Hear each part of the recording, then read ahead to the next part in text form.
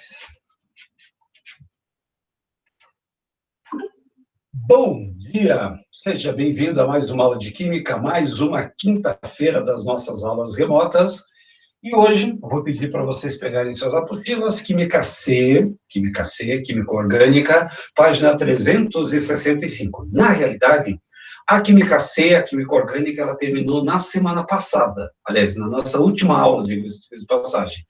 O que você vai ver nessa apostila 7 envolve um pouquinho da parte de bioquímica, que vai envolver aminoácidos, carboidratos, lipídios, vai envolver um outro tipo de conhecimento, que são os polímeros, e vai envolver essa parte da aula de hoje, que envolve esterificação, a nossa última reação orgânica, e a parte dos ácidos graxos, interações, como é que é o funcionamento de um sabão, ele tem essa característica de, ao mesmo tempo, ser solúvel em água e, ao mesmo tempo, ser solúvel na gordura. Então, Química C, página 365, apostila 7. O que nós vamos ver na aula de hoje? Reação de esterificação e saponificação. São os dois termos principais utilizados na aula de hoje. Primeiro, saponificação tem a ver com sabão e esterificação tem a ver com a produção de um éster. Então, o nome já meio que diz o que nós vamos contar na aula de hoje. Esterificação é uma produção de éster e saponificação, uma reação de produção de sabão. Um outro detalhe. Quando eu falo em esterificação, eu preciso fazer alguns pré-requisitos. Para quem lembra, esterificação é um éster, ou seja, o éster é um produto orgânico, é uma substância orgânica obtida através do ácido carboxílico. Então, como eu vou precisar dos ácidos carboxílicos e vou precisar dos ésteres, vou fazer uma mini revisão, preciso de alguns pré-requisitos, e esses pré-requisitos vão ser trabalhados agora. Isso não tem na apostila de vocês. Se vocês quiserem anotar isso, é importante ter esses pré-requisitos para entender o processo de esterificação. Então, eu vou começar com uma revisãozinha sobre ácidos carboxílicos. O que é um ácido carboxílico? Ácido carboxílico. Ácido carboxílico é um composto orgânico que apresenta o seguinte grupo funcional: COO preso a OH, que é a chamada carboxila. E essa carboxila pode ser simplificada na forma de COOH, ou mais simplificada ainda na forma de CO2H. Isso são ácidos carboxílicos. Por que a ênfase? Porque a nomenclatura oficial envolve ácido, a raiz, met, et, prop, but, pent, ex, vai naquela ordem.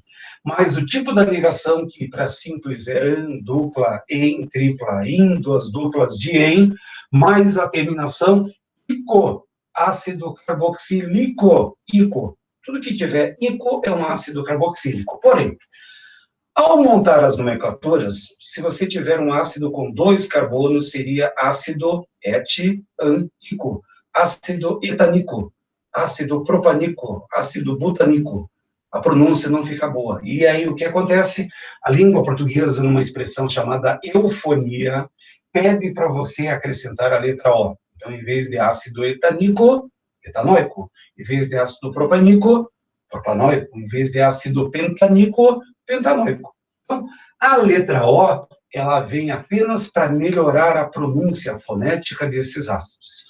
Porém, existe uma segunda nomenclatura, chamada nomenclatura usual, que envolve a palavra ácido mais a origem. E nessa altura do campeonato, você já deveria saber os 4 nomes de origens para os ácidos carboxílicos. Mas como é um processo de revisão, eu trago eles aqui, ó. Então, quais são os 4 nomes de origem? Se você quiser anotar todos eles de uma vez, coloca, espera um pouquinho que você vai ter todas essas nomenclaturas. Eu trago todas elas aqui. Ácido carboxílico que tem apenas um átomo de carbono. Então, você começa com a palavra ácido, para um carbono, met, simples an, terminação ico. Aí ficaria ácido metânico. Fica estranho. O que a língua portuguesa pede para colocar a letra O e virar ácido metanóico? Só que o ácido metanóico, ele tem o nome de origem. E esse ácido metanoico é facilmente encontrado na formiga, na vespa e nas folhas de urtiga. Que ácido que é esse? Ácido fórmico.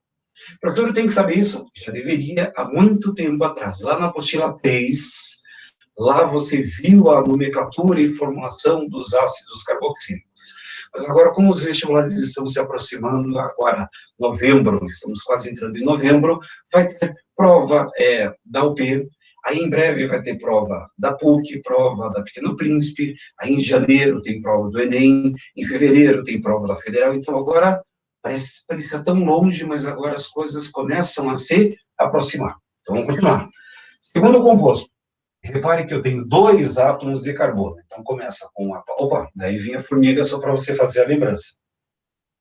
Ácido, 2 carbonos et, simples an, terminação ico. Ácido etánico. Estranho, né? Fica língua portuguesa, pede para acrescentar a letra O, ácido etanoico.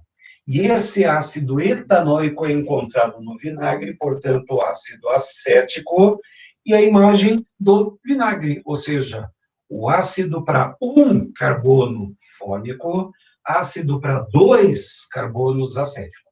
Então, são os 2 primeiros ácidos que vão me interessar.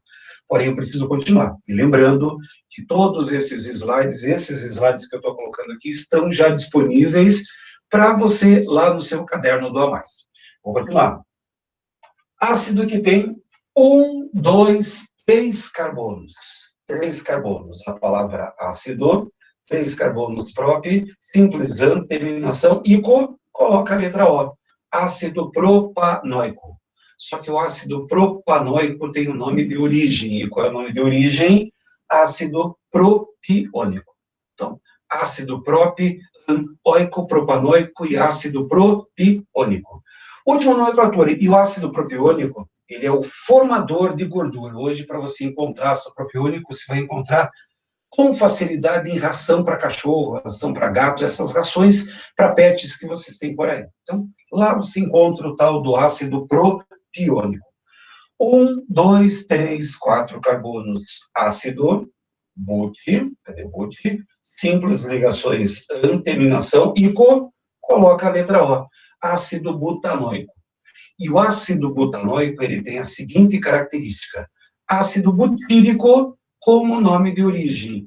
E por que butírico? Porque o but, ele é derivado da língua inglesa butter, que é manteiga. Portanto, o ácido butanoico, ácido butírico, facilmente encontrado na manteiga, quando ela fica rançosa. Então, a ideia das nomenclaturas dos ácidos carboxílicos está aqui. Uma raiz, ácido, raiz, meio, terminação, oico, já deixando melhor na pronúncia. Só que eu tenho 4 nomenclaturas, eu vou colocar as 4 aqui, ó, para você não esquecer. Se você quiser anotar, anote isso de forma um pouquinho mais rápida, mas importante. Já deveria ter sido memorizado, mas como tem muita coisa para estudar, muitas vezes você acaba esquecendo. Então, para evitar problemas, eu trago um novo quadro que envolve os 4 nomes que vocês precisam lembrar. Ácido com 1 carbono fórmico, ácido com 2 carbonos acético, 3 carbonos propiônico, 4 carbonos butírico. Então, fórmico, 1 carbono, acético, et, olha o et aparecendo de 2 carbonos, próprio para 3, but para 4. Então, tem algumas nomenclaturas que dá para fazer uma certa análise. Agora, para 1 carbono fórmico, você vai ter que memorizar, não tem como fugir dele, não. Então, esses 4 nomes precisam ser devidamente memorizados. Fechou? Porém, existem alguns ácidos, só para fazer um treino bem rápido, que tem algumas outras características. Por exemplo, alguns ácidos especiais que eu vou precisar na aula de hoje. Começando com esse daqui, ó, eu tenho 2 átomos de carbono, então, ácido, 2 carbonos et, simples an, terminação dioico. Por que dioico? Porque eu tenho 2 carboxilas na estrutura. 2 carboxilas, uma carboxila à direita e uma carboxila à esquerda, ácido et, an, e como eu tenho 2 vezes, dioico. E esse ácido etano dioico é conhecido como ácido oxálico. ácido oxálico. Pergunta ali, professor, ele apresenta isomeria? Qual isomeria? Esse aqui não tem isomeria. Por quê? Ele não tem carbono quiral, ele não tem a dupla ligação entre átomos de carbono, portanto, as duas condições da isomeria óptica e geométrica não existem. Então, o ácido oxálico, ele não tem nenhum tipo de isomeria, nem geométrica, porque não tem a dupla ligação entre carbonos, e não tem o carbono quiral para ter a tal de isomeria óptica. Então, ele é isento dessas isomerias espaciais. Agora, aparecer uma nomenclatura um pouquinho mais especial, por exemplo, como acontece aqui. Vou fazer uma sessão revisão antes de entrar propriamente na aula de hoje. C-O presa OH é um ácido. Só que esse ácido, perceba que ele tem cadeia ramificada e apresenta cadeia insaturada. Então, eu tenho uma cadeia aberta, tenho uma cadeia ramificada, porque eu tenho radical, e tenho uma cadeia insaturada, porque eu tenho uma dupla ligação entre átomos de carbono. Professor, mas essa cadeia de cima não é insaturada? Não. Repare que eu tenho dupla, mas as duplas não estão entre átomos de carbono. Cuidado com isso.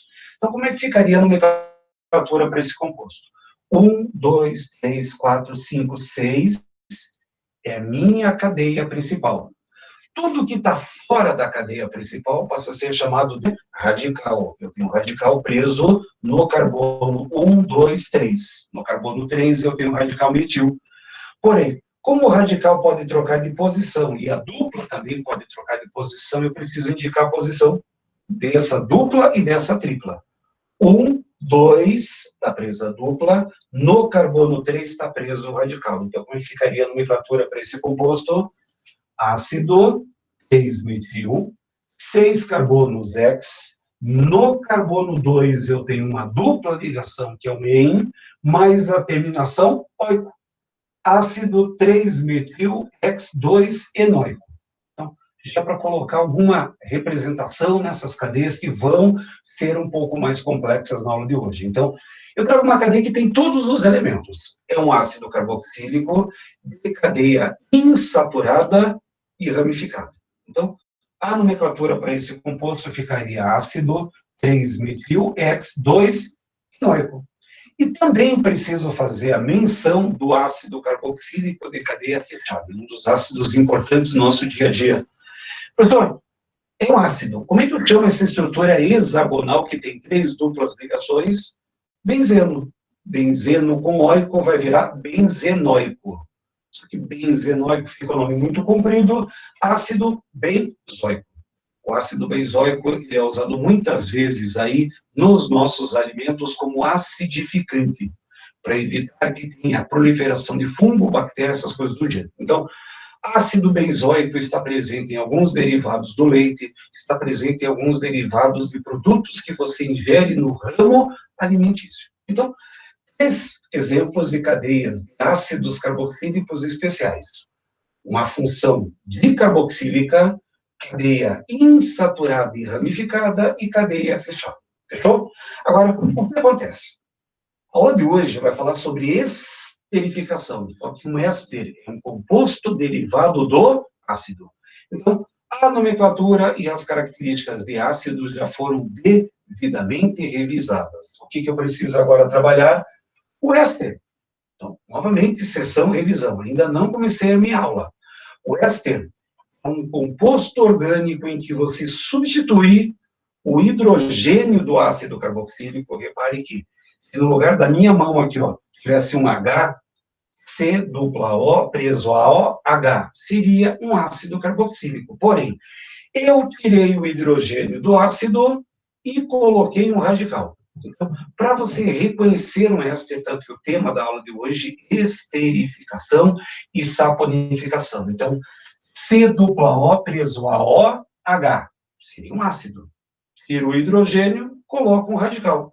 E esse éster ele pode ser devidamente simplificado na forma de CO, O e o radical. Isso é um éster. Doutor, eu tenho que saber isso? Já deveria. E um detalhe técnico. Uma das funções orgânicas mais importantes para os nossos vestibulares. Doutor, e por que você revisou o ácido? Porque a nomenclatura de éster depende do ácido. Como é que se faz nomenclatura para éster? É importante anotar? É importante anotar aí na sua apostila, aí no seu caderno. Trocar a terminação ico do ácido correspondente, ou seja, se no lugar da minha mão eu tivesse um hidrogênio, seria um ácido carboxílico. Porém, como eu tenho um éster, o éster eu troquei o hidrogênio desse ácido por um radical. Portanto, trocar a terminação ico do ácido correspondente para átomo. Como assim ico para átomo? Fizeram alguns exemplos. Ácido acético, ico troca para átomo, vai virar acetato. Ácido propanóico, troca ico para átomo, propanoato. Butírico, butirato. Butanoico, butanoato. Pentanoico, pentanoato. Troca a terminação ico do ácido correspondente para átomo, mais a preposição de e o nome do radical que entrou no lugar do hidrogênio. Então, essa é a devida nomenclatura que você tem. Bico-do-pato é mais ou menos, mas na química orgânica eu não tenho oso e não tenho hídrico. Mas, de qualquer maneira, a lógica é a mesma. Aquele macete lá, que provavelmente o Jamal deve ter passado para você. É ridículo, mas funciona. E tem aqueles outros lá, mosquito, preguiçoso, temato, pico, ou seja, o ico troca para ato volta para ico, para aquela montagem de sais e coisas do gênero. Só cuidado, isso aqui não é um sal, isso aqui é um éster, mas ele funciona muito bem para trabalhar com esse sistema. Então, bico do pato, de ico vai para ato. Então, o bico do pato, de ico vai para ato. Então, mosquito, preguiçoso, temata, tepico, temeto, no vidrico. É alguma coisa que o Jamal já deve ter aprontado com vocês, mas, de qualquer maneira, é ridículo, mas funciona na hora do desespero. Então, temos aqui um éster. Agora, o que eu fiz? Eu vou montar alguns exemplos de ésteres para você lembrar a devida nomenclatura. O professor cai muito em prova é a função orgânica que mais vezes aparece nas nossas provas. Isso em termos de estatística, em termos de federal e Enem. São as duas provas essenciais que vocês vão fazer. Uma vai ser em janeiro e uma vai ser em fevereiro. Mas, de qualquer maneira, vamos treinar aqui. Primeiro éster. Eu tenho C dupla O, presa O e o radical. E cuidado na hora da prova, porque o vestibular vai tentar enganar vocês na forma de cetona. Ah, professor, tem um C dupla O. Não é só o C dupla O que me interessa, é o C dupla O entre carbonos. E o C dupla O não está entre carbonos, portanto, não é uma cetona. Outra confusão, ou tentativa de confusão que o vestibular vai tentar fazer, é a ter. Eu tenho um oxigênio eternamente preso entre radicais. Só que o oxigênio está aqui mesmo. Só que aqui não é um radical, é um C dupla O, é um éster. Para ser um éter, eu não poderia ter o oxigênio em cima. Se você tivesse um oxigênio entre radicais, metil, etil, propil, fenil, aí tudo bem. Mas aqui, o radical não é um radical alquila, é um C dupla O. Eu tenho uma carbonila presa nesse oxigênio. Portanto, eu tenho um éster. Como que eu dou nomenclatura para esse éster? Primeiro, eu tenho que lembrar de qual ácido que ele veio. O ácido é um C dupla O presa O, H. Então, se no lugar aqui desse radical eu tivesse um H, como vai acontecer? Então, repare que o meu éster, ele foi derivado de um ácido. Que ácido que ele veio?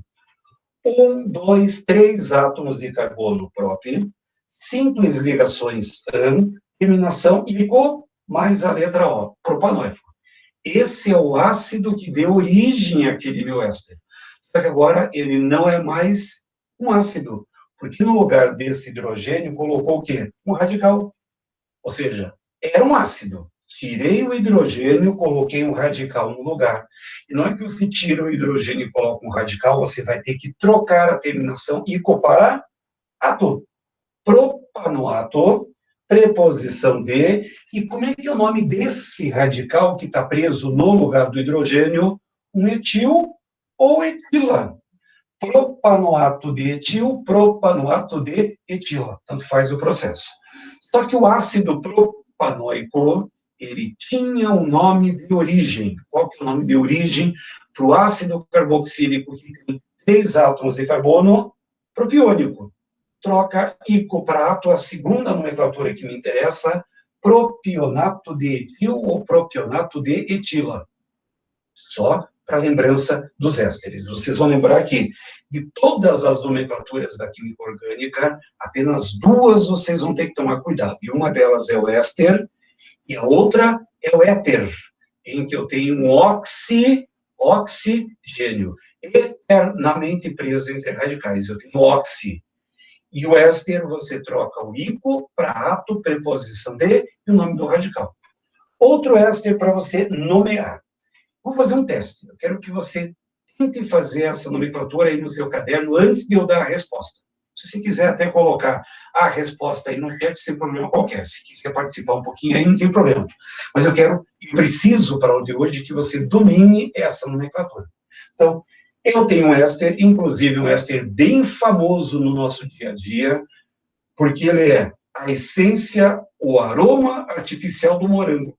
Então, se porventura, no dia você pegar uma bala, um picolé, ou um sorvete, alguma coisa que tenha morango, inclusive alguns cosméticos utilizam a essência do morango, trabalha com essa substância. Eu quero saber qual é o nome oficial e qual é o nome usual desse éster. Então, como é que eu vou saber um negócio desses? Então, vejam bem, éster é um composto derivado de ácido carboxílico. Qual é o ácido carboxílico que deu origem? Professor, como é que eu vou saber qual é a origem? C do pó. Essa é a parte do ácido. Porque eu tirei o hidrogênio do ácido, que estava aqui, se no lugar da minha mão tivesse um H, eu teria um ácido. E no lugar do hidrogênio, eu coloquei esse radical. Qual vai ser o nome desse éster? Então, vamos usar um pouco a imaginação. Primeiramente, eu tenho que imaginar qual é o nome do ácido que deu origem. Opa, tem gente já colocando respostas aí, ó. Só cuidado, Victor, que repare que aqui eu tenho 2 átomos de carbono, 2 carbonos. Então, o que nós vamos colocar aqui, ó? Pense que no lugar do radical eu tenho H. Então, eu tenho um ácido que tem 2 carbonos, portanto, vai ficar et, simples ligações an, terminação ico. Etanoico. Esse é o nome do ácido que me deu origem. Se eu tenho 2 átomos de carbono et, an, oico, troco a terminação ico, veja bem, troco o ico para átomo, vai virar etanoato de... Como é que é o nome desse radical que nós vamos encontrar? E aqui um outro cuidado. Repare que aqui, deixa eu só colocar uma caneta, fica mais fácil para identificar. Vou colocar uma marca-texto e vou colocar uma cor vermelha aqui, ó. Eu vou colocar aqui, ó, esse radical. Como é que é o nome desse radical preso aqui na estrutura? Aí começa a sessão do Apocalipse. Aí pensamos, olha o tamanho desse radical. Para e pensa. 1, 2, 3, 4 carbonos. Se tem 4 carbonos lá dentro, é um butil. Cuidado, que existem 4 radicais butil diferentes. N-butil. O N-butil, todos os 4 carbonos são devidamente enfileirados. E não são 1, 2, 3, 4, mas eles não são enfileirados. Então, não é o N-butil. Sec-butil, quando você tem o radical preso no carbono secundário. E esse carbono está preso no lugar do hidrogênio. E repare que esse carbono ele não é um carbono secundário. Ele é um carbono primário, porque ele só está preso a um carbono. Então, não é sec-butil. Terci ou terc-butil, quando está preso ao carbono terciário. E esse carbono que entrou no lugar do hidrogênio não é um carbono terciário. Então, repare, ele não é N, porque os 4 carbonos não são enfileirados, ele não é sec, porque não é um carbono secundário, não é terci ou terc, porque não é um carbono terciário, ele só pode ser o isobutil. Etanoato de isobutil ou etanoato de isobutila. Agora, tem uma outra nomenclatura. O ácido que tem 2 carbonos é o ácido acético. Troca o ico para ato, vai virar o quê? Acetato de isobutil ou acetato de isobutila. Pronto, então, essas seriam as 2 nomenclaturas que vão me interessar. O nome oficial, que é raiz mais meio, mais a terminação ico, troca o ico para ato, vai virar etanoato, metanoato, propanoato, butanoato de... E o nome do radical que está preso no oxigênio de simples ligação que entrou no lugar do hidrogênio. Preciso fazer essa revisão. Um último exemplo, quero ver se vocês realmente capturaram a mensagem. Quero saber o nome desse éster, o nome oficial desse éster. provas de vestibular vão adorar colocar esse tipo de representação, chamada representação de linhas. Então, eu gostaria agora que você treinasse um pouquinho. Professor, mas eu fiz errado. Não tem problema. Se você fez errado, é uma forma de você treinar. Agora é o momento para você errar quantas vezes for necessário. Você não pode errar depois. Qual é o nome oficial desse éster? Para quem vai fazer prova discursiva de química lá em abril, lá está longe, mas de qualquer maneira, para quem vai fazer prova discursiva de química em abril, provavelmente você vai ter alguma nomenclatura de éster lá na sua prova. Ou vai ter um éster, ou vai ter um éter. Um dos dois você vai encontrar. A parte do H que é radical. Então, qual que é a definição? Então, vamos lá, voltar. Éster é um composto orgânico em que houve a substituição do hidrogênio do ácido por um radical. Essa é a definição de éster. Você tem que lembrar de qual ácido que ele veio, para depois fazer. Deixa eu só voltar um pouquinho no exemplo anterior aqui, ó. Volta um pouquinho, tirar essa parte daqui. Ó, deixa eu só tirar esse, apagar tudo aqui, ó. Então, o éster é esse. Então, repare que é um C dupla O presa O e um radical. Então, você tem que lembrar de qual ácido que deu origem. Como é que eu vou descobrir isso? Se no lugar da minha mão tivesse um H, esse seria o ácido que deu origem, que deu ácido de origem. Então, eu tiro o radical e coloco um H no lugar. Então, só para fazer a lembrança. Qual é o nome do ácido que deu origem? Ácido que tem 2 carbonos et, simples an, terminação oico. Só que agora não tem mais esse H. O composto que eu tinha era esse daqui, ó. Então, como é que eu vou representar? O ácido que deu origem vem desse fragmento da cadeia e veio do ácido etanóico. Só que eu vou trocar a terminação ico para ato, vai virar etanoato, preposição de, e o nome do radical que entrou no lugar do hidrogênio. Então, você vai ter o etanoato de isobutila ou acetato de isobutila. Assim que funciona, a gente está perguntando ali, como pode, a parte do H do radical. Então, na realidade, assim, éster é um composto orgânico derivado do ácido. Então, você tem que lembrar de qual ácido que ele veio, trocar o hidrogênio por um radical. É o que acontece aqui, ó. Se no lugar da minha mão tivesse um H, esse seria o ácido. Qual é o nome do ácido que deu origem? Etanóico ou acético? Troca o ico para ato, vai virar etanoato ou acetato de, o nome do radical. Isobutil ou isobutilo. Talvez no próximo exemplo fica um pouco mais fácil para você compreender. Então, lembre, eu tenho um éster, C dupla O, presa O, e aqui eu tenho um radical. E esse radical aqui, ó, ele tem 2 carbonos. Mas para dar nomenclatura para o éster, primeiramente eu tenho que descobrir qual é o nome do ácido que deu origem. Então, imagine aqui, ó, que no lugar da minha mão tivesse um H. Quantos carbonos existem para cá? 1, 2, 3, 4, 5 carbonos. Se eu tenho 5 carbonos, ele veio de um ácido que é, deixa eu ver se vai aparecer todos eles aqui, ó, pente, simples an, terminação ico. Só que você vai trocar a terminação ico, vou voltar aqui, ó. Eu tenho 5 carbonos num ácido, portanto, seria pentanóico. Troca o ico para ato, vai virar pentanoato de, o nome do radical, que é etil ou etila.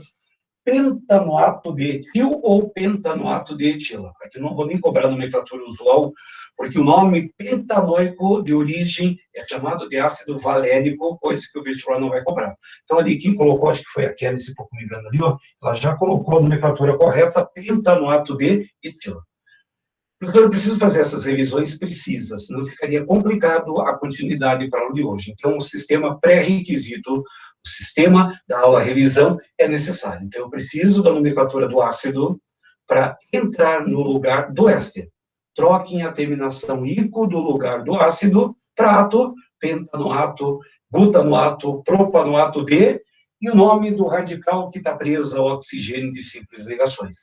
E os ésteres, só para fazer a lembrança, se bem que nessa hora do dia não tem problema qualquer.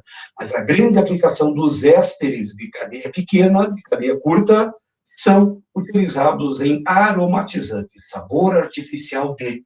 Então, você pega esse fantástico mundo dos doces, de uma forma geral, você tem lá aroma artificial do morango, aroma artificial do limão, aroma artificial da uva, tutti-frutti, tudo que você puder imaginar, lá dentro tem ésteres. São compostos que imitam odores e sabores de frutas, plantas, de uma forma geral. Então, você tem a grande aplicação dos ésteres. Mas os ésteres de cadeia curta, até uns 10, 11 carbonos, você vai ter parte dos aromas. Porém, vou colocar agora uma parte nova. Bem que você já viu isso em biologia. Reparem que eu tenho C-OH, é um ácido carboxílico e ácido carboxílico, ou seja, são ácidos carboxílicos de cadeia longa. Quando esses ácidos carboxílicos tiverem uma cadeia com mais de 10 átomos de carbono, ou mais do que 10, de 11 em diante, ao infinito e além, você vai ter um ácido graxo. Então, a definição química para ácido graxo são ácidos carboxílicos de cadeia longa. Ácidos carboxílicos de cadeia longa. Essa é a ideia do ácido graxo. Então, mas ácido graxo usa em biologia. Usa. Lá na biologia, talvez você vai lembrar que ácido graxo pertence a uma classe bioquímica chamada de lipídio. Professor, mas lipídios são óleos e gorduras. Cuidado. Óleos e gorduras é uma das classes dos lipídios. Se você voltar lá no teu livro ou na apostila de biologia, você vai encontrar, assim, lipídio. Toda e qualquer biomolécula, ou seja, uma molécula produzida por um ser vivo que tem a principal característica de ser insolúvel em água. Isso é um lipídio. É uma biomolécula, ou seja, uma molécula produzida por um ser vivo que apresenta a característica de ser insolúvel em água. Isso é um lipídio. Ácido graxo pode ser até considerado um lipídio. Porque o que nós temos aqui? Uma cadeia longa, e esses ácidos graxos são todos insolúveis em água. São todos insolúveis em água. Então, quando eu tenho, qual é a diferença entre um ácido carboxílico, como ácido acético, ácido butanóico, para um ácido graxo? O ácido graxo, ele tem, no mínimo, 11 átomos de carbono. E ele é insolúvel em água. Portanto, podemos tirar a seguinte conclusão. Um ácido carboxílico que tem até 10 carbonos é solúvel em água. O ácido carboxílico que tem 11 em diante, ele é insolúvel em água. Eu dou alguns exemplos clássicos. Ácido palmítico, que é o óleo da palma, ácido esteárico, que é o óleo de soja, e o ácido oleico encontrado no azeite de oliva. Então, são 3 ácidos graxos citados aqui na tela. E todos eles são insolúveis em água e são biomoléculas, ou seja, óleo da palma, óleo da soja e óleo do azeite de oliva, ou seja, são derivados de seres vivos e têm a principal característica de serem insolúveis em água. Então, isso é um ácido graxo. Voltamos com uma outra caracterização. Então, isso é um lipídio. Lipídio é uma classe de biomoléculas que são insolúveis em água. E uma dessas classes de lipídios envolve exatamente essa característica aqui. Vou entrar um pouco na biologia. Glicerídeos ou triglicerídeos. Você já deve ter visto esses triglicerídeos em algum lugar, ou de uma maneira muito clássica no nosso dia a dia. Quando você vai fazer exame de sangue, é engraçado, você vai fazer exame de sangue, aí você vai pegar o resultado, você pega aquele envelope e abre o envelope como se você fosse um especialista em análise de sangue. Aí você olha assim, vai olhar assim, o teu exame tem uma referência. Ele fala assim, nossa, tá normal, nossa, aqui tá muito baixa. Aí o que você faz? Você procura no Google o que representa aquele valor baixo. Aí você encontra um monte de coisa e começa a ficar assustado. Nossa, quando tá muito baixo isso, pode causar doença XYZ. Aí é engraçado que você vai na reconsulta do médico, o médico olha o exame e fala assim, não, tá tudo bem. Mas, doutor, ali tá baixo. Não, é normal, não precisa se preocupar, não. Vai comer um pouco mais de coisa, ou então não come tanto açúcar, tanta gordura que abaixa esse material. Então, os triglicerídeos estão presentes no seu exame de sangue. Então, tem um cuidado. Se os triglicerídeos estiverem alto, você tem muita gordura no sangue. E esse excesso de gordura no sangue pode acarretar espessamento de artérias, entupimento de artérias com gordura, pressão alta, uma série de comorbidades a respeito desse sistema. Então, Cuidado quando os seus triglicerídeos estiverem altos, Dr. Google e seus diagnósticos, exatamente. Grande parte do povo é assim, pega o exame, olha, opa, ficou muito alto, ficou muito baixo. Daí olha lá, o que causa doenças causadas por excesso ou um índice alto de triglicerídeos. Nossa, daí você começa a desenvolver, nossa, acho que eu estou hipertenso, acho que eu estou diabético, acho que eu estou não sei o que lá, as comorbidades causadas pelo Dr. Google e os seus diagnósticos. Então, cuidado, volta no médico, o médico sabe fazer essa análise de uma forma um pouco mais precisa, mas os glicerídeos ou triglicerídeos, aí é um problema sério, aí envolve um pouco de saúde assim. Alto pode representar insulina alta, tem um monte de problemas que podem causar esse sistema. Então, triglicerídeos. Defina para mim o que é um triglicerídeo. São ésteres derivados de ácidos graxos superiores com glicerina. Essa é a definição da biologia. A química vai encurtar a definição de glicerídeo e triglicerídeo. São ésteres de ácidos graxos. Ponto. Se anotar, anota. Glicerídeos ou triglicerídeos são ésteres de ácido graxo. Acabamos de revisar o que é um éster e vimos a definição de um ácido graxo. O que é um ácido graxo? É um ácido carboxílico que tem, no mínimo, 11 carbonos. Para ser um ácido graxo, ele tem que ser insolúvel em água. Então, isso é um triglicerídeo. É um éster de ácido graxo. Ponto. Definição curta e grossa, uma definição bem curitibana sobre o que é um glicerídeo ou triglicerídeo. É um éster de ácido graxo. E dentro desses triglicerídeos é que nós vamos encontrar duas importantes biomoléculas, óleos e gorduras. É aí que entra óleo e gordura. Qual é a diferença entre um óleo e uma gordura? Mas primeiro, só para você compreender a ideia. Um glicerídeo, ele é formado pela reação de um álcool com um ácido. O glicerol com ácido graxo superior, que é um ácido graxo comum. E repare que aqui na minha formulazinha, acho que dá para enxergar bem ali, ó, o X tem que ser maior do que 10. No mínimo, 11 carbonos no ácido graxo. Aí eu reajo esse ácido graxo com o glicerol, glicerina ou propanotriol, que é o nome químico, vai produzir um óleo ou uma gordura. E qual que é a diferença entre óleo e gordura?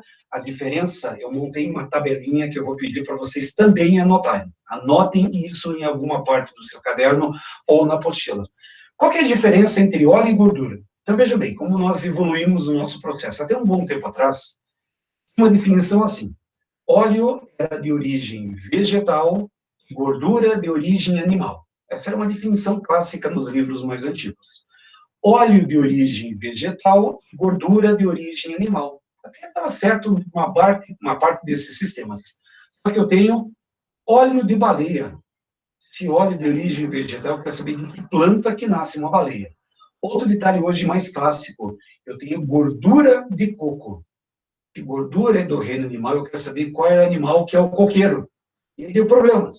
Então, para evitar esse problema, nós montamos a seguinte tabelinha. Então, glicerídeo ou triglicerídeo, ele tem duas grandes importâncias, que são óleos e gorduras. Então, eu monto a seguinte tabelinha. Qual que é a diferença entre óleo e gordura? A primeira grande diferença é o estado físico a 25 graus e 1 atmosfera. Se ela estiver no estado sólido, é uma gordura. Se ela estiver no estado líquido, é um óleo. Essa é uma diferença bem bacana. A 25 graus e 1 atmosfera, CAP. Condições ambientais de temperatura e pressão. Se ela estiver no estado sólido, é uma gordura. Se estiver no estado líquido, é um óleo. Porém, os químicos não se contentam apenas com o estado físico. Tem uma outra diferença muito, mas muito importante para o vestibular. Se você observar aquele seu triglicerídeo, aquele éster de uma cadeia gigantesca, e todas as ligações forem saturadas, ou seja, se tiver apenas só simples ligações, eu tenho certeza que lá vai ter uma gordura. Agora, se você tiver várias duplas ligações presas a essa estrutura, eu vou ter um óleo. Então, de uma maneira um pouco mais científica, gordura é uma cadeia, é um éster de ácido graxo, que apresenta predominantemente ligações simples. Isso é uma gordura. Agora, tem uma certeza. Se tiver somente simples ligações nesse seu éster de cadeia longa, ele vai ser uma gordura. Se você tiver um éster de cadeia longa, ou seja, você vai ter um triglicerídeo de cadeia longa, e ela tem 2, 3, 4 duplas ligações, pode ter certeza que ele vai ser um óleo. Então, quanto mais duplas ligações você colocar, mais tendência para o óleo você vai ter. Quanto mais predominantemente saturadas forem as ligações, eu vou ter uma gordura. Exemplos do dia a dia. Margarina, a 25 graus e uma atmosfera. Qual que é o estado físico da margarina? É sólida, portanto, é uma gordura. Agora, azeite de oliva a 25 graus e uma atmosfera é o quê? É um óleo. Portanto, a 25 graus nós temos essa característica. Agora, uma curiosidade. Faça o seguinte experimento. Fique uns 4 dias sem lavar o cabelo. Você pode até tomar banho, obviamente, nesses dias de calor. Mas imagine que você não lave o cabelo. Tem gente até que fica 2 dias, 3 dias sem lavar o cabelo.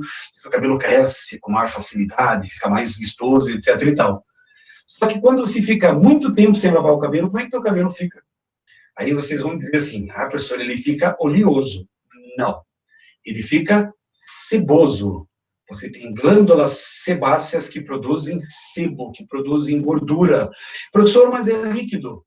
É líquido porque você tem uma temperatura corpórea de 36, 37, 38, a cabeça muitas vezes é mais quente que o resto do corpo. Portanto, você tem uma temperatura maior. É a mesma coisa se você pegar um tablete de margarina e colocar ele na mão. O que acontece com essa margarina se você segurar na mão? Ela derrete. O que acontece com o sebo que você produz? Ele derrete. Portanto, seu cabelo foi oleoso. O seu cabelo foi seboso, porque você produz glândulas sebáceas, você produz sebo. Então, tem uma característica aqui. Tiver pergunta, se tiver uma dupla e o resto simples pode ser gordura? Pode, Helena. Aí depende do tamanho da cadeia. Então, se você pegar, por exemplo, uma cadeia que tiver 30 carbonos, tiver só uma dupla ligação, predominam as saturações, então eu tenho uma gordura. Agora, geralmente os nossos óleos, eles têm 15, 16, 17, 18 carbonos. São cadeias menores comparadas com essas maiores. Mas a ideia é, se a cadeia for predominantemente saturada, se tiver só simples ligações, certeza que é uma gordura. Agora, se tiver 2, 3 duplas ligações na cadeia, certeza que é um óleo. Mas a pergunta da Helena é bem peculiar. Então, se tiver só uma dupla ligação, aí eu vou precisar do estado físico. Se essa dupla ligação estiver sólida a 25 graus, é uma gordura. Se essa dupla ligação for líquida, é um óleo. Então, quando tiver só uma dupla, Helena, eu vou precisar de um outro dado, que é o estado físico a 25 graus e uma atmosfera. Então, aí você precisa de um dado extra. Agora, se a cadeia tiver só simples ligações, não precisa desse dado extra. É uma gordura. Se tiver 2, 3, 4 duplas ligações, não precisa do dado extra, porque é um óleo. Então, a gordura é saturada e o óleo é insaturado. Tanto que você escuta muitas vezes até em propagandas, isso aqui é um composto poliinsaturado. Poliinsaturado que tem várias duplas ligações. A pergunta que vocês fizeram ali. Mas a fórmula do óleo de palma não tem ligações duplas entre carbonos. Tem sim, viu? Se você voltar para cá, cadê o óleo de palma? É que não aparece aqui, ó. Ácido palmítico, 16 carbonos. Na realidade, assim, o óleo de palma, só que a 25 graus e uma atmosfera, ele é uma gordura. Gordura de palma, que é muitas vezes chamada de cera. A cera da palma. Aqui, nesse ácido palmítico, exatamente só tem simples ligações. Então, aqui eu teria a 25 graus e uma atmosfera o estado sólido. Então, o pessoal fala que é óleo de palma, óleo de coco, mas na realidade é gordura de coco, porque ela é sólida a temperatura ambiente e é sólida a temperatura ambiente. O que eles fazem? Eles acrescentam outras substâncias para transformá-la em forma líquida. Então, por exemplo, sim, agora virou modinha nas dietas o óleo de coco. Só que, na realidade, é uma gordura de coco. Eles transformam essa gordura em óleo através de alguns processos químicos ou alguns processos físicos aí. Então, se tiver só simples ligações, ela é uma gordura. Se tiver dupla ligação, como acontece aqui, ó, ela vai ser um óleo. Essa é a ideia essencial. Mas não se preocupe. Quando tiver uma cadeia que você tiver uma dúvida, vai ter os estados físicos, vai ter o estado físico, a temperatura e a pressão nesse material. Então, para facilitar um pouco esse sistema. Então, vamos voltar para cá. Aqui nós temos a diferença do óleo e gordura. Então, se tiver só simples ligações, é uma gordura, se tiver várias duplas ligações, vai ser um óleo. Então, essa é a ideia que você vai ter que meter nesse sistema aqui. Já para conta do... veja bem, quando se fala em gordura, muitas vezes assim, mas gordura vai te engordar. Óleo também. Se você colocar uma grande quantidade de fritura, por exemplo, você está ingerindo grandes quantidades de óleo. São ácidos graxos superiores, são lipídios, ou seja, são óleos e são gorduras. Mas quando se fala em dieta, na realidade, o que acontece? O grande problema do óleo ou da gordura é que cada um grama desse glicerídeo libera em torno de 9 quilocalorias. Para você ter uma ideia, 1 grama de açúcar libera 4 quilocalorias. E 1 grama de óleo ou de gordura libera 9 quilocalorias. O problema não é óleo e não é gordura. Tá certo que tem algumas doenças que você não pode comer, por exemplo, banha de porco. Nossa, vou fritar um ovo na banha de porco. Vou fritar um ovo no óleo de soja.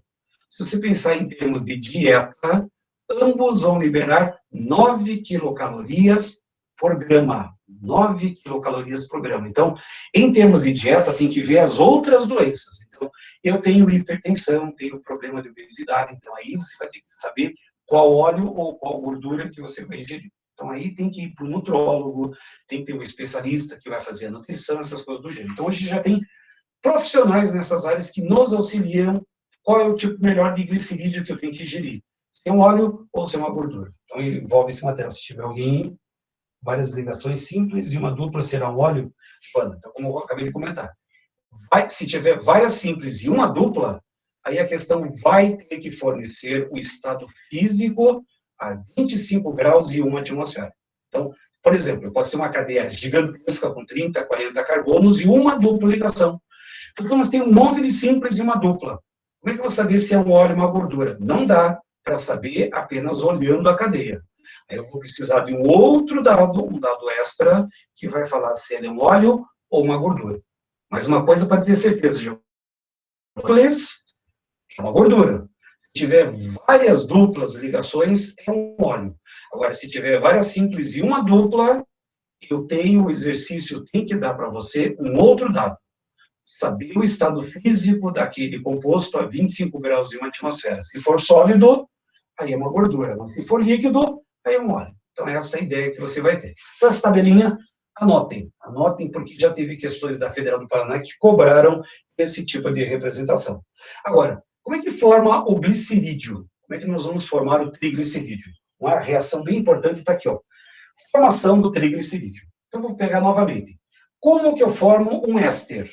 O éster, ele vem na reação de um ácido com o glicerol, lá na biologia. Então, eu vou pegar 3 moléculas de ácido, por isso que ele é chamado de triglicerídeo, porque eu vou usar 3 moléculas do ácido e vai formar um triéster. Então, o que eu tenho? Aqui eu montei uma reação, não precisa se preocupar com ela não, porque eu espero que eu vou anotar, não precisa. Tem essa reação na apostila, mas é só para vocês entenderem a ideia. Então, eu vou pegar o ácido palmítico e vou reagir ela com a glicerina. Então, ácido palmítico é um 15H32, 2 oxigênios. Então, eu vou ter uma cadeia longa com 15 carbonos e o ácido palmítico é uma gordura. O ácido palmítico só tem simples ligações e é uma gordura. Então, já começa por aí. Doutor, se as gorduras formam óleos podem se transformar em gorduras? Podem, sem problemas. Já, só que isso é um processo químico. É um processo químico. Já, uma das telas vai ter a transformação de um óleo em uma gordura. Só que uma gordura se transformando em óleo é um pouco mais difícil. Aí envolve processos químicos mais elaborados, envolve pressão elevada, coisas do gênero. Mas já eu vou trazer essa reação para você aqui. Então, nós temos aqui o ácido graxo reagindo com o glicerol. Vocês estudaram isso na biologia. E aqui eu tenho o meu triglicerídeo.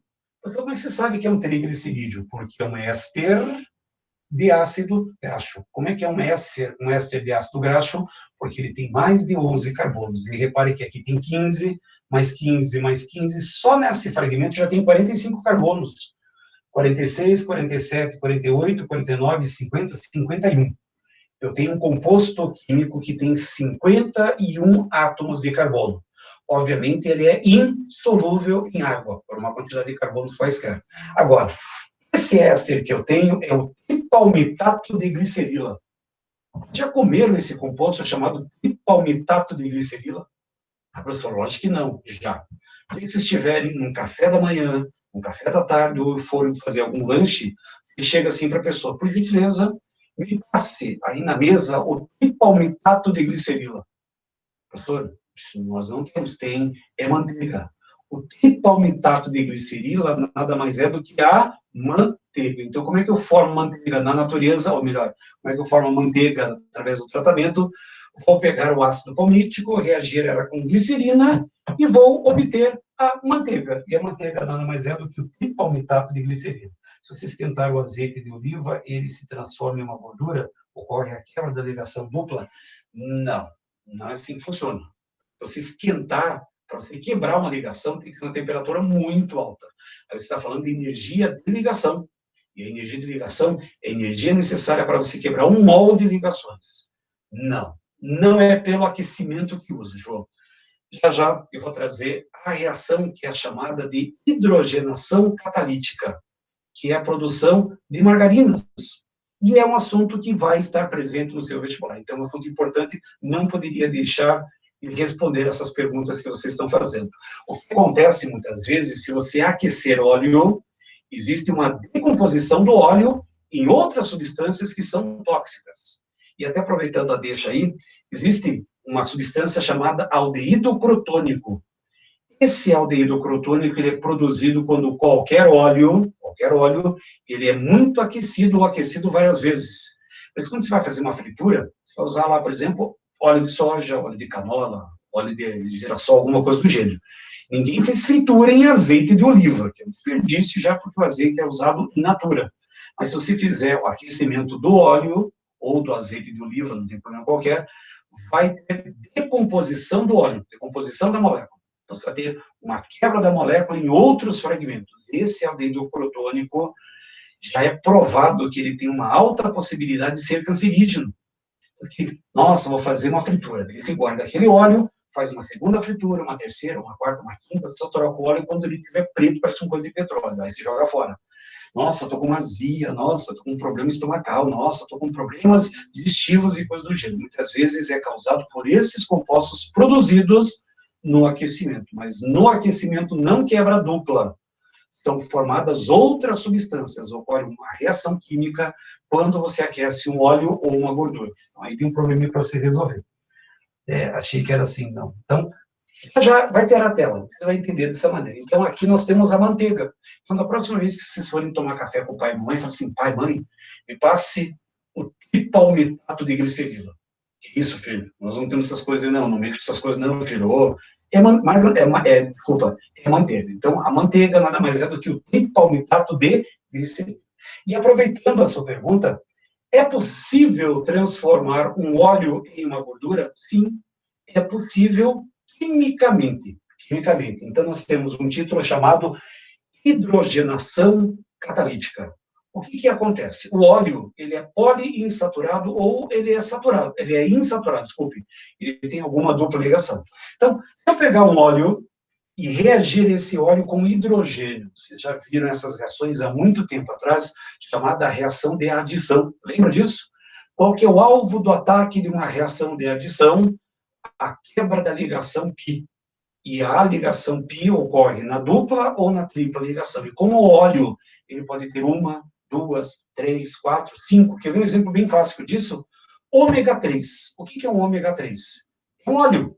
E o que é o 3 do ômega 3? É a posição da dupla ligação lá numa configuração especial. Hoje você tem ômega 3, ômega 3,6, ômega 3,6,9. O que representa esse número? A posição da dupla ligação naquele ácido gráfico. Então, você tem a característica exatamente de uma dupla, duas duplas, três duplas ligações. Então, eu posso quebrar essa dupla, mas eu só quebro essa dupla através de um processo químico chamado hidrogenação catalítica. Então, eu tenho o meu óleo, o óleo tem dupla ligação, pelo menos uma. Essa dupla ligação vai ser quebrada quimicamente, não termicamente, com o hidrogênio. Aí eu pego o óleo, que tem dupla ou várias duplas ligações, quebro todas essas duplas ligações e vai ter um composto saturado. Só que esse composto saturado, que é totalmente saturado, é chamado de gordura. E como essa gordura não existe na natureza, ela é produzida em laboratório, eu chamo essa gordura de gordura hidrogenada. Na natureza, você vai encontrar banha de porco, banha de carneiro, gorduras, de uma forma geral, gorduras vêm do reino animal, de uma forma geral. E essa gordura, ela é saturada. Só que eu posso criar de forma artificial uma gordura. De que maneira? Hidrogenando as duplas ligações do meu óleo.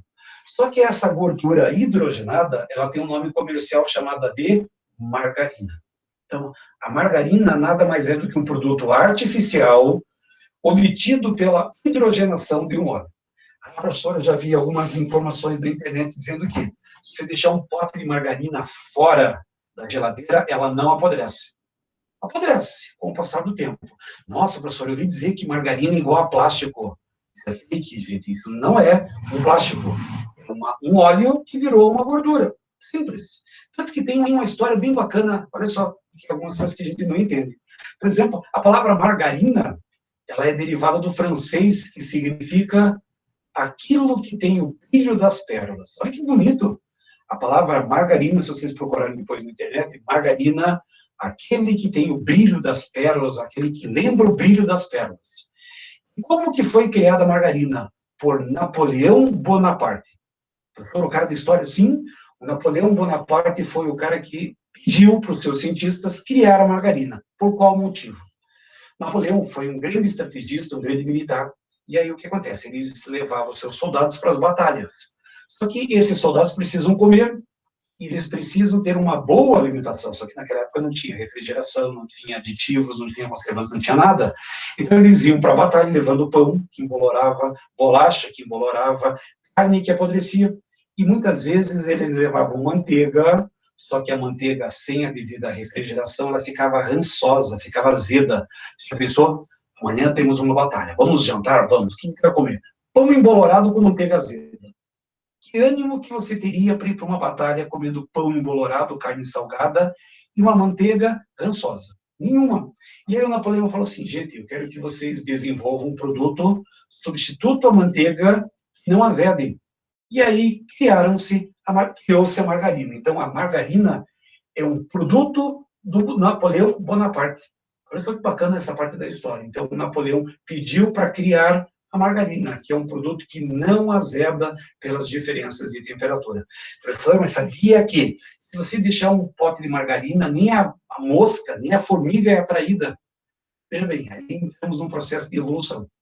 Se você andar na rua e olhar para uma pedra, você tem interesse em comer aquela pedra? Não. Por quê? Porque nós, no nosso processo evolutivo, nós nos alimentamos de carboidrato, de lipídio, de algum outro tipo de aminoácido, proteína. A formiga, a mosca, no processo de evolução se alimenta do quê? De carboidrato, de lipídios, mas lipídios naturais, como óleos e gorduras. Não tem nada de atrativo para a mosca, para a formiga, na margarina. É um óleo que virou uma gordura. Portanto, aquela história assim, nossa, sabia que se deixar um pote de margarina em cima da mesa, nem mosca, nem formigas tá. Como é que está comendo um negócio desse? Sabia que você está comendo um plástico? Não acreditem nessas informações. Hoje vão atrás das informações corretas. Então, aqui tem uma parte muito importante no nosso vestibular, que é a hidrogenação catalítica. Fechou? Outra parte importantíssima para o nosso vestibular, saponificação. Quem adora essa parte da matéria é o Enem. Adora.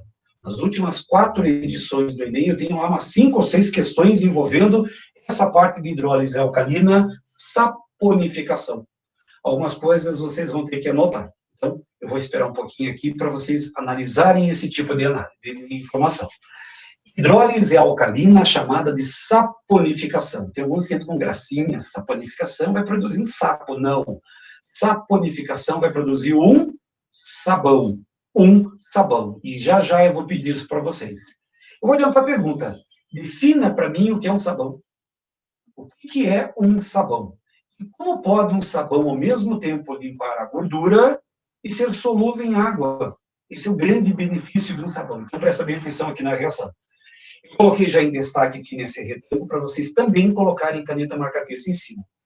Um lipídio, que pode ser ou um óleo ou uma gordura. Aqui, na realidade, não deveria ser lipídio, deveria ser glicerídeo. O glicerídeo reage com uma base forte, ou hidróxido de sódio ou hidróxido de potássio, um dos dois. Então, o meu glicerídeo, não lipídio, porque posso pegar dentro dos lipídios carotenoides, posso pegar hormônios, e esses hormônios não vão produzir sabão. Então, se você for anotar, eu vou pedir até desculpas aí, no lugar do lipídio, coloque triglicerídeo, melhor, para evitar problemas já na nossa prova. Então, errata remota. Errata remota. No lugar de lipídio, lê-se triglicerídeo. Fica mais fácil para você compreender.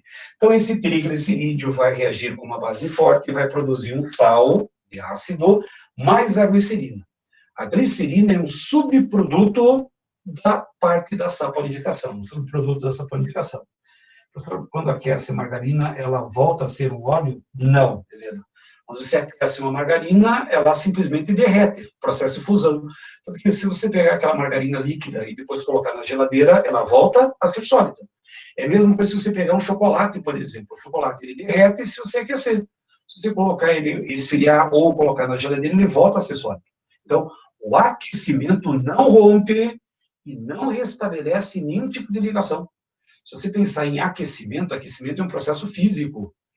A produção da margarina é um processo químico. Estou quebrando a dupla ligação por hidrogênios. E você não tem hidrogênio em casa, e quando você aquece o respirador, você não está colocando e tirando hidrogênios desse material. Então, a pergunta, Helena, é bem boa. Quando você aquece uma margarina, é fusão. Simplesmente você derrete a margarina, ela continua sendo margarina líquida. Se você deixar de ter a fonte de calor, ela volta a ficar sólida. A próxima dela fica mais amarelona. Porque essas margarinas têm corantes, têm aditivos, têm um monte de coisa que se acrescenta para mantê-la mais tempo aí, digamos, comestível. Então, voltamos para o sabão. Desculpa, eu vi a pergunta agora aqui. Ó. Então, no lugar do lipídio, me coloque em triglicerídeo. Reage com uma base forte, produzindo sal mais glicerina. Então, essa glicerina sempre é um subproduto do sabão. Eu vou pegar aquele mesmo triglicerídeo anterior, vou pegar a manteiga. A manteiga, vou colocar para reagir com soda cáustica, exemplo lá dos seus avós. Eles pegavam banho de porco, banho de carneiro, gordura animal, colocavam num tacho, tacavam lá dentro soda cáustica, cozinhavam por um período de tempo, deixavam esfriar, cortavam, tinha um sabão. Então, o sabão está aqui, ó. Isso aqui é um sabão. Agora vem a parte teórica, porque é uma parte teórica de metade de uma linha. Defina o que é sabão. Se você colocar aqui embaixo sabão, 2 pontos. Anote, se tiver caneta marca-texto, passa por cima. O que é um sabão? É um sal de ácido graxo. Sabão, 2 pontos, é um sal de ácido graxo. Ponto final. Isso é a definição de um sabão. Professor, pode cair na prova, já caiu na Federal do Paraná uns anos atrás. Defina quimicamente o que é sabão, só deixaram 2 linhas, porque não precisa. Sabão é um sal de ácido graxo. Ponto final. Resolve o nosso processo. Agora, reparem que para ser um triglicerídeo tem que ter uma cadeia longa de, no mínimo, 11 átomos de carbono. No mínimo, 11 carbonos. Deixa eu botar aqui. Então, para ser um ácido graxo, tem que ter, no mínimo, 11 carbonos. Então, você vai perceber que o meu sabão ele vai ter uma cadeia longa com carbono e hidrogênio. Só que na ponta, você vai perceber que vai ter uma ligação iônica entre o sódio e o oxigênio. E esse é o grande milagre do sabão. O sabão, ele sempre vai ter uma cadeia longa, porque é um sal de ácido graxo, e na ponta vai ter uma ligação iônica, que é extremamente polar. E a pergunta que não quer calar, como é que pode um sabão em pó, por exemplo, ao mesmo tempo remover a gordura da roupa e ao mesmo tempo ser solúvel em água? Imagina, sabe aquele domingo que tem aquela costela, ou de forno, então, assada, que na hora que você coloca no prato, depois de um certo tempo você percebe que aquele prato fica com uma camada de gordura e você tem que lavar a louça. Aí alguém fala assim, lava na água quente. Como se a água quente removesse gordura, não remove gordura. O que remove a gordura é o detergente e o sabão. E a pergunta é, como pode um sabão, um detergente, ao mesmo tempo ser solúvel em água e ser removedor da gordura? E para isso você vai ter que pensar dessa maneira. Então vejam bem, próxima tela é importantíssima. Tem o sabão. O sabão é o chamado agente tensoativo. Tanto sabão quanto detergente são chamados agentes tensoativos. O que isso significa? Que eles destroem a tensão superficial da água. Essa é a ideia. Mas olha a minha tela aqui que eu fiz. Eu coloquei lá, no pente lá, uma gordura, uma mancha qualquer. Isso lá é uma gordura. Essa gordura, ela é apolar. A gordura é apolar. Então, como é que eu sei que é apolar? Porque a gordura e o óleo são insolúveis em água. A gordura e o óleo são triglicerídeos, são lipídios. E são lipídios, não podem ser solúveis em água. Só que para remover essa gordura, eu vou usar um sabão. O que é um sabão? É um sal de ácido gráfico. Eu vou usar cores, até para facilitar a sua vida. Repare que essa parte que eu fiz em vermelho é a cadeia apolar. Só tem carbono e hidrogênio. Repare, CH3, CH2, CH2, CH2, CH2, CH2. Como não cabia tanto CH2 aqui, eu coloquei CH2 e mais 7 aqui, ó. Então teria mais 7 CH2 para cá que não caberia na tela. Só que na ponta eu tenho o ácido o sal do ácido graxo. São vários carbonos para a minha esquerda e esse monte de carbono e hidrogênio é a parte da cadeia que é apolar. E nessa bolinha verde, eu coloquei a ligação iônica, que é extremamente polar. Então, repare que no meu sabão, eu tenho uma parte da cadeia que é apolar, que é a parte da cadeia carbônica, e tenho uma extremidade que é polar, onde está o sódio e onde está o potássio, que é uma ligação iônica. Então, se algum exercício pedir para explicar como que um sabão consegue remover ao mesmo tempo a gordura e o óleo, a explicação está na própria estrutura. No sabão, no detergente, eu tenho uma cadeia longa, apolar, e tenho uma extremidade que tem ligação iônica, que é polar. Tá, e como é que funciona o esquema da gordura? Vocês vão lembrar, até na biologia, ou até na química, que semelhante dissolve semelhante, ou seja, polar se dissolve em água e apolar se dissolve em gordura ou em óleo. Portanto, se eu tenho um sabão e tenho uma gordura, qual dessa parte do sabão vai interagir com a gordura? A parte apolar. E qual da parte do sabão vai interagir com a água? A parte polar. Então, essa molécula do sabão, essa molécula do detergente, ela tem uma característica chamada de cadeia anfifílica ou anfótera. Cadeia anfifílica ou anfótera. O que isso significa? Que na mesma cadeia tem uma cadeia longa apolar, mas tem uma extremidade polar. Então, na mesma cadeia, eu tenho uma parte longa apolar e uma extremidade polar. Essa é a estrutura anfifílica ou anfótera. O anfifílica você já estudou também na biologia.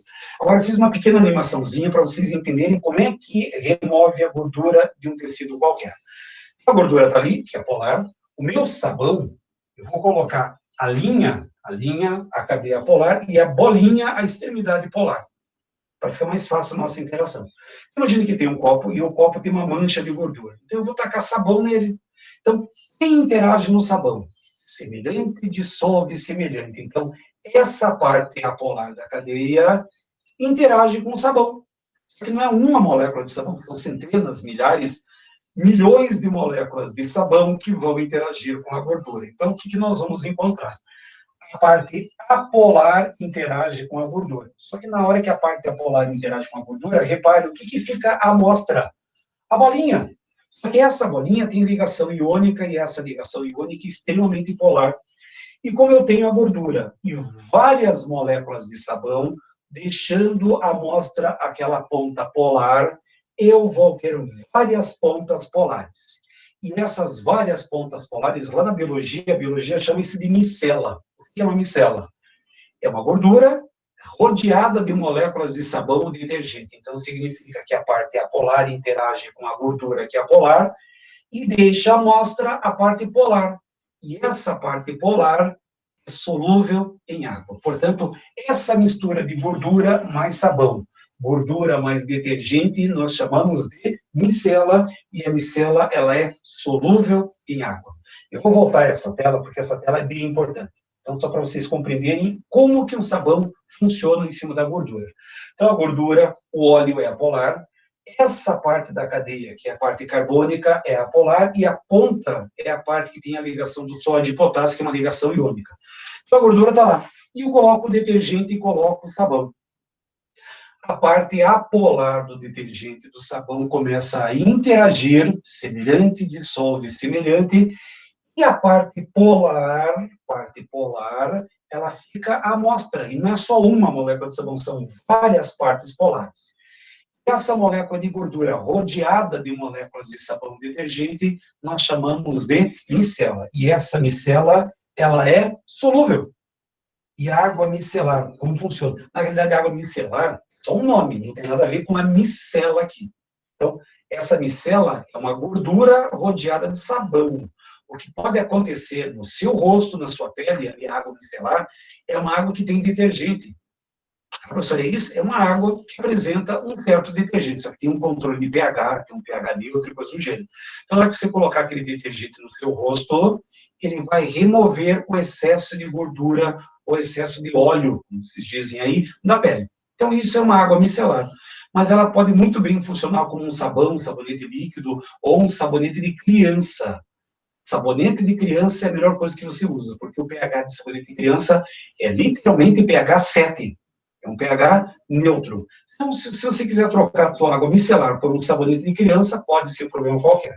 Então, o nome micelar, que vem de micela, mas pode formar micela com a sua pele. Então, significa que ele tem uma água que deve ter algum agente tensoativo que vai remover o excesso de oleosidade da pele, o excesso de gordura que você tem na pele. Então, é assim que funciona essa tal da água micelar. É um nome bonito que os caras colocam caro, diga de passagem, mas é para controle de oleosidade da sua pele.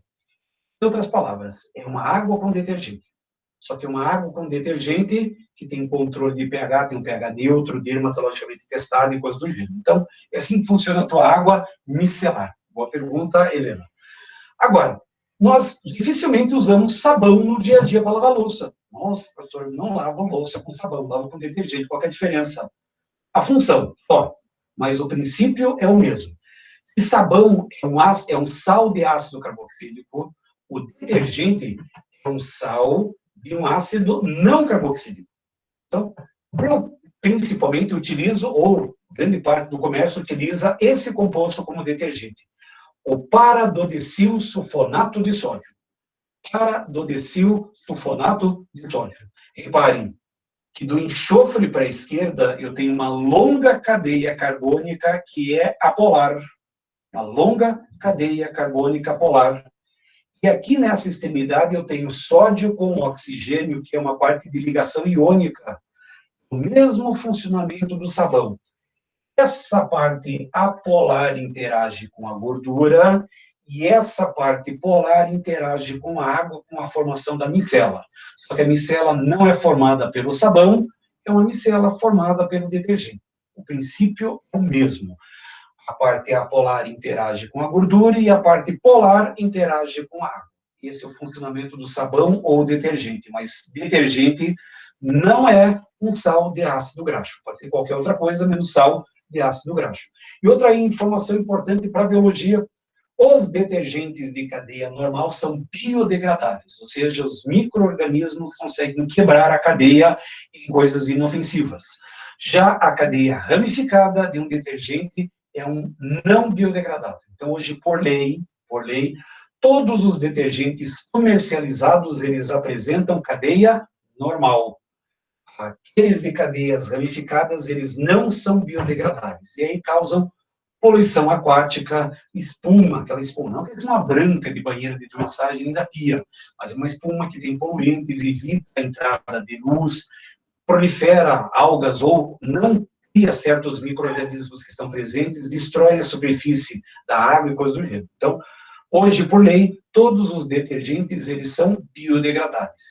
Sabão, ele é naturalmente biodegradável. Tanto que esse povo aí que trabalha com vegano, que trabalha com coisas que a natureza nos oferece, eles deveriam usar o sabão, porque é um produto natural e 100% biodegradável. O detergente ele é artificial, produzido em laboratório, e se for de cadeia ramificada, polui o ambiente. Então tem que tomar cuidado também com esses departamentos aí. E aí, para fecharmos a nossa aula, como é que está meu tempo? Está tranquilo? A nossa última reação. A última reação do ano. Então, repare que nós já estamos um bom caminho trabalhando com reações orgânicas, desde a apostila 4. Na apostila 4, você viu reação de substituição, aí fomos evoluindo, reações de adição, eliminação, oxidação. E uma das reações mais importantes, tanto que eu coloquei aqui para frisar bem, e importante para vestibular, é uma reação chamada de esterificação. Então, o título da nossa aula é esterificação e saponificação. Só que para você compreender isso, eu tenho alguns pré-requisitos que eu já comentei. Nomenclatura de ácido, nomenclatura de éster e como que eu produzo um éster. Eu já cantei a bola. Se você pensar nas nossas telas anteriores, eu falei sobre triglicerídeos em óleos e gorduras. Como é que eu faço a produção de um triglicerídeo? Vou pegar um ácido graxo, que é um ácido carboxílico, e vou reagir ele com glicerina. E o que a glicerina é? Um álcool. Portanto, eu tenho uma reação em equilíbrio. E essa reação em equilíbrio, ele vai matar dois sistemas no único coelho. Quer ver? Então, ácido mais álcool produzindo água mais éster, reação chamada de esterificação. Só que a reação contrária, ela também tem um nome próprio. Então, presta bem atenção nos nomes que vão me interessar, mas isso aqui é muito, mas muito importante para o nosso vestibular. Uma grande possibilidade de você encontrar uma reação de esterificação no Enem, na Federal ou em qualquer outra prova que você venha fazer. Muito grande a incidência desse assunto em prova. Primeiro, como que eu produzo uma esterificação? Uma esterificação é uma reação que produz um éster. E como que eu produzo um éster? Um ácido carboxílico reage com álcool ou fenol, tem que ter uma hidroxila. Ácido reage com álcool ou fenol, produzindo éster mais água. Essa reação direta é chamada de esterificação. É uma coisa óbvia, né? Diga-se de passagem. Esterificação que produz um éster. Agora, quando o éster reagir com a água, repare que a molécula de água vai quebrar o éster. Ele vai quebrar. Como é que eu vou chamar uma reação em que a água quebra? Ela vai ser chamada de hidrólise. Dois coelhos no mesmo tipo de cacetada aqui, ó. Então, eu vou matar a esterificação e a hidrólise no mesmo esquema. Anotem, anotem. Bota um balãozinho em volta, bota a caneta marca-texto, mas destaque muito bem esse esquema que eu coloquei aqui no quadro. Como funciona uma esterificação? Ácido carboxílico reage com álcool produzindo água mais éster ou éster mais água. Porém, se você tiver um éster, numa questão, reagindo com água, ele volta a produzir o ácido e o álcool de origem. Então, eu tenho uma reação em equilíbrio. Tá, professor? Então, a reação não ocorre. Só que lá na matéria do jornal, você pode fazer deslocamentos de equilíbrio. Você pode aumentar a concentração do álcool, aumentar a concentração do ácido, ou, principalmente na indústria, eles retiram a molécula de água. E quando você retira um dos componentes, o equilíbrio se desloca para o lado para compensar essa perda. Portanto, se eu quiser aumentar a concentração do éster, eu vou retirar a molécula de água. Agora, se eu quiser fazer a reação inversa, eu coloco bastante água. Acrescento bastante água, aumentando a concentração, desloco o equilíbrio para o sentido oposto da adição. Aí tem o processo do equilíbrio em si. Mas na prova, não se preocupe com isso, não. Na prova, eles vão ser bem claros. Eles vão colocar um ácido reagindo com um álcool. Ele quer saber quais são os produtos dessa reação. Éster mais água. Mas eu posso ter uma reação de um éster com água. E quando o éster reagir com a água, vai produzir o ácido mais o álcool. Professor, de que maneira? Como é que funciona isso? Então, para vocês compreenderem isso, eu vou trazer um esquema geral.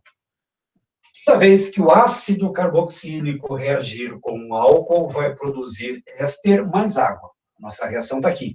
Anotem isso também. Importante. A hidroxila do ácido carboxílico vai interagir com o hidrogênio do álcool. É assim que funciona a esterificação.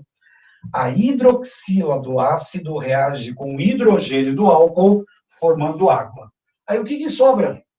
sobra o C dupla O e sobra o oxigênio com o radical. Portanto, C dupla O presa ao oxigênio radical vai ter um éster.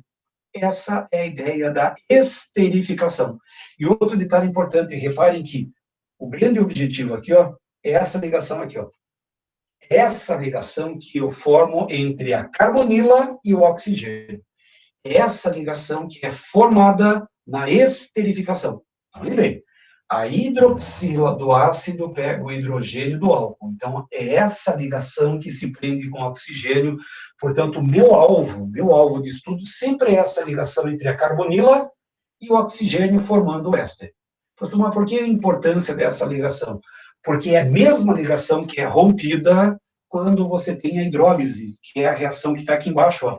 Repare que é a mesma ligação que vai ser rompida.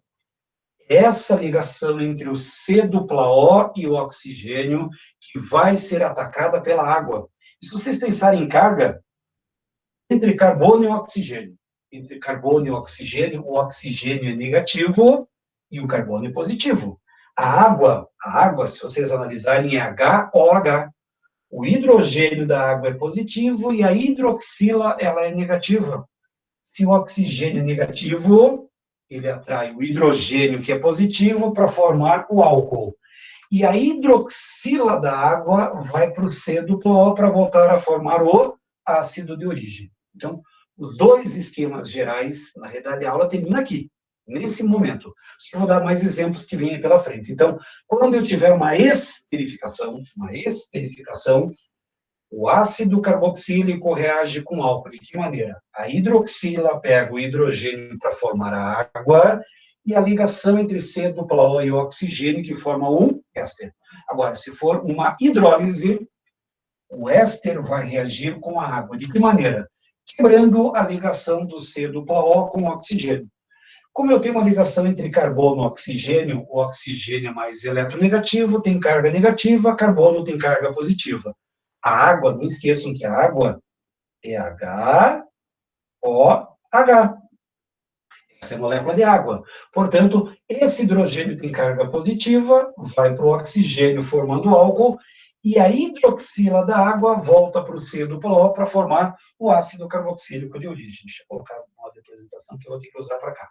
Então, esse é o esquema básico que nós vamos utilizar. Agora, quando você for fazer uma reação, eu vou trabalhar da seguinte forma. Para cá. Eu tenho uma reação para você fazer. Anote aí para você compreender a ideia do mecanismo. Eu tenho ácido fórmico reagindo com metanol. Ácido, quando reage com álcool, vai produzir o quê? Éster mais água, uma esterificação. Mas como é que funciona essa reação? Então, repare que essa hidroxila vai pegar o hidrogênio para formar o quê? A molécula de água. Mas, o que sobrou? HC dupla O presa ao oxigênio e o CH3. Pronto. Está aí a nossa esterificação. Simplesmente você vai ter que lembrar do mecanismo. Ácido reage com álcool ou com fenol, produzindo água, mais o éster. Ou seja, essa ligação do C dupla O se prende com oxigênio para formar aqui, deixa eu trocar de cor aqui, ó. Nós temos aqui, cadê a cor aqui? Vamos, opa, aqui. Vou pegar uma cor azul aqui, ó. Forma-se o éster.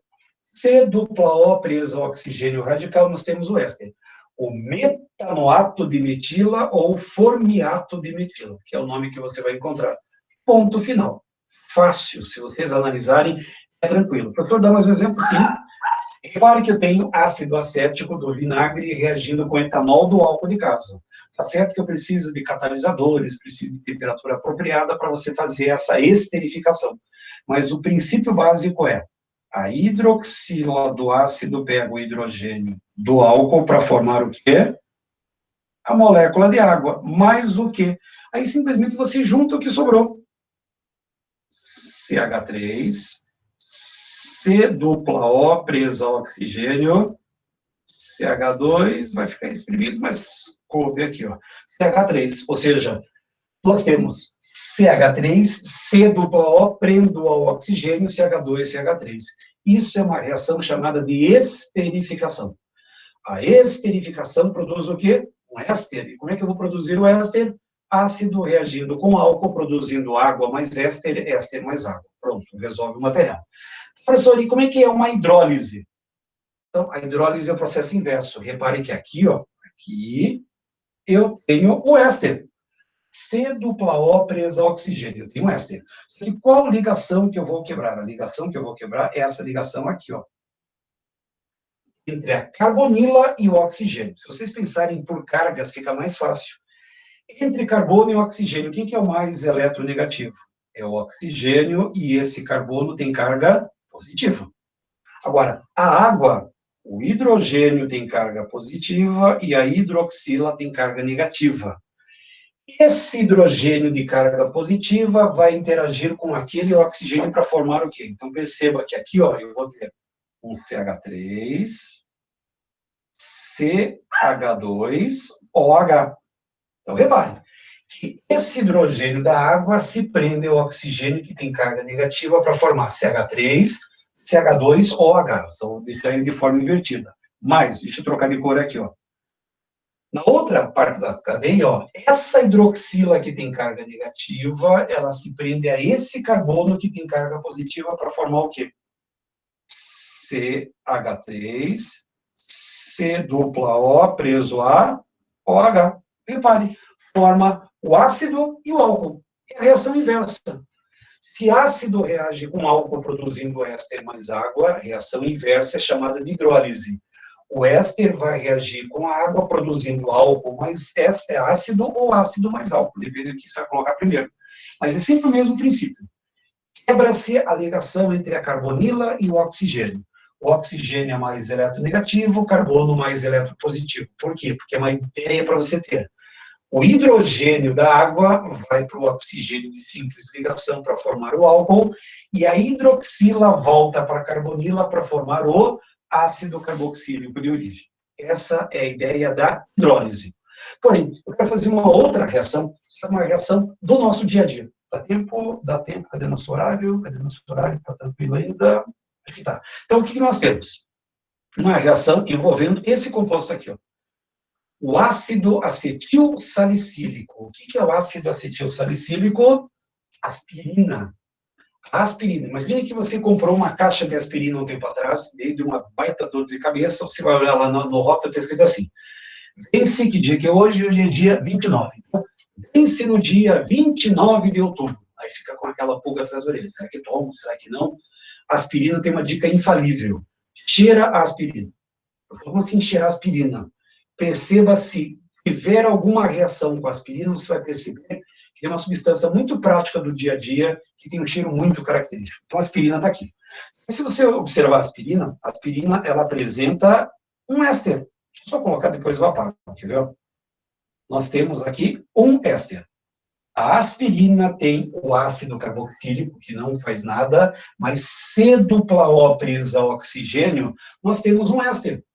Se você deixar essa aspirina em contato com a atmosfera do ar, em contato com o ambiente de uma forma geral, o nosso ambiente tem água. Essa água vai hidrolisar esse éster, formando quais produtos? Professor, tem a ver com o cheiro desse material, você vai encontrar isso já já. Então, o que nós temos? Nós vamos quebrar, deixa eu só apagar tudo aqui. Apagar tudo aqui, ó. Nós vamos quebrar essa ligação aqui, ó. A ligação entre a carbonila e o oxigênio. Só que ali nós temos um carbono. Entre carbono e oxigênio, o oxigênio é negativo e esse carbono ele é positivo. O hidrogênio é positivo e a hidroxila é negativa. O que vai formar aqui, ó? Repare que como o oxigênio é negativo, ele vai interagir com o hidrogênio que é positivo para formar o quê? Deixa eu só simplificar aqui, ó. A aromática, lá em cima eu vou deixar CO, OH, e aqui vai formar OH. Seção revisando. Ácido carboxílico com qual função orgânica? Fenol. Esse composto é chamado de ácido salicílico. Alguém tem ideia do cheiro do ácido salicílico? Não sei, não tenho nem ideia. Só que não é esse cheiro que vai me interessar, é outra parte da cadeia. Um carbono aqui, CH3, mais o C dupla O e mais o OH que vem para cá. Aí você vai ter CH3, C+O presa OH. Que molécula que é essa? Ah, um ácido carboxílico. Só que é um ácido carboxílico que você tem dois carbonos. Qual que é o nome usual do ácido carboxílico, que tem 2 carbonos? Ácido acético. E onde que eu encontro o ácido acético? No vinagre. Portanto, uma forma muito simples para saber se a tua aspirina está válida ou não, pega a aspirina e cheira. Se você sentir um forte cheiro de vinagre, pode jogar fora, porque ela não é mais a aspirina, não é mais o ácido acetilsalicílico. Ela já sofreu uma decomposição em ácido salicílico e vinagre. Então, aqui nós temos uma reação importante que pode muito bem aparecer na sua federal, pode muito bem aparecer na sua prova do Enem, uma hidrólise. E aí, antes de terminar, opa, o Goiás já deu a bola ali, ó, vinagre. O vinagre sai dessa estrutura. E aí, para encerrarmos esse nosso expediente, tem uma outra reação que eu preciso comentar com vocês, que é a chamada de transesterificação. Bonito, hein? Transesterificação. Biodiesel. O biodiesel, para quem já viu aquele ônibus azul que fica passeando por Curitiba, aquele ônibus ele é 100% biodiesel. E como é que eu produzo um biodiesel? Pela reação de transesterificação. Palavrão. Transesterificação. Como é que é o funcionamento dessa transesterificação? Aqui tem a parte escrita e aqui tem a parte prática, para você compreender. São reações químicas que podem ocorrer entre um éster e um álcool. Então, a transesterificação ocorre entre um éster e um álcool. Não ácido e álcool, é um éster e um álcool, formando um novo éster e um novo álcool. Tá, professor? Então, não reage. Álcool reage com éster, produzindo álcool mais éster. Tá, professor? Não tem reação? Tem. Em poucas palavras, a transesterificação nada mais é do que uma troca de radicais. E perceba o que eu fiz aqui, ó. O meu álcool ele tem um R', que é o radical R', e o meu éster tem um radical R duas linhas. Não sei se dá para ver bem ali, ó. R', R duas linhas.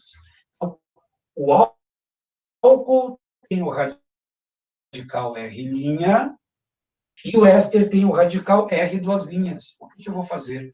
Uma troca. Travou um pouquinho, deixa eu esperar. Voltou. Então, o álcool tem o radical R' e o éster, o radical R duas linhas. Vai formar um novo álcool. Só que esse novo álcool, repare que o radical dele é o radical do éster. Troca os radicais. O radical do álcool passa a ser o radical do éster, e o radical do éster passa para o álcool. É uma troca, é uma reação de dupla troca.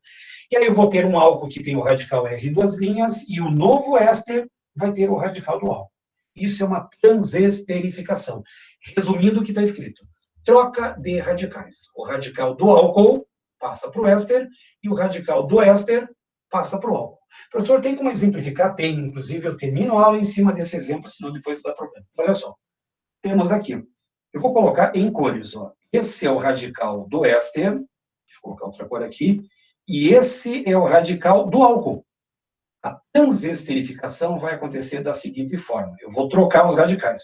Então, eu vou ter ali, ó, CH3, C dupla O, presa ao oxigênio. E agora, qual é o radical que vai aparecer? O radical do álcool. CH2, CH3. Então, olha bem. Aqui eu tenho acetato de metila. Acetato de metila. Vou reagir o acetato de metila com etanol. O que eu vou formar? O acetato de etila. Troco o radical do éster pelo radical do álcool, mas formando mais o que na parte final? Só colocar a cor ali vermelha, vai formar o CH3OH. Ou seja, ali o H não apareceu, mas dá para fazer a lembrança. Então, uma transesterificação nada mais é do que uma reação de éster com álcool, produzindo outro éster e outro álcool. Só que a essência da transesterificação nada mais é do que uma troca de radicais. O radical do éster passa a ser o radical do álcool, e o radical do álcool passa a ser o radical do éster. Isso é uma transesterificação. E qual é o grande objetivo da transesterificação? Produção do biodiesel. Então, aqui não precisa anotar, porque é exatamente o que nós acabamos de fazer. Deixa eu só voltar para a tela anterior, que é a tela que vai me interessar, e onde que eu vou me despedir de vocês. Então, a transesterificação, que cai muito no Enem, nada mais é do que uma troca de radicais. O radical do álcool vai para o éster e o radical do éster vai para o álcool. Ponto. Resolve o problema. E já me estendi um pouquinho, se bem que eu tenho em cima do horário. Então, Fechamos o nosso esquema de esterificação e saponificação, não esquecendo que todos esses slides já estão disponíveis para você no seu caderno a mais, e as resoluções dos testes da apostila também já estão disponíveis para você. Então, toda vez que começa a aula, já está tudo disponível para você. Uma ótima quinta-feira, um ótimo final de semana. Dia 2 aí é feriado para grande parte dos mortais, mas para nós não. Então, respeito lá dos finados e coisas do gênero. Então, ótima quinta-feira, ótimo final de semana. Vejo vocês na quinta-feira da semana que vem. Fechou? Abraço, tchau! Mais Lamucito, tem mais Lorena, Helena.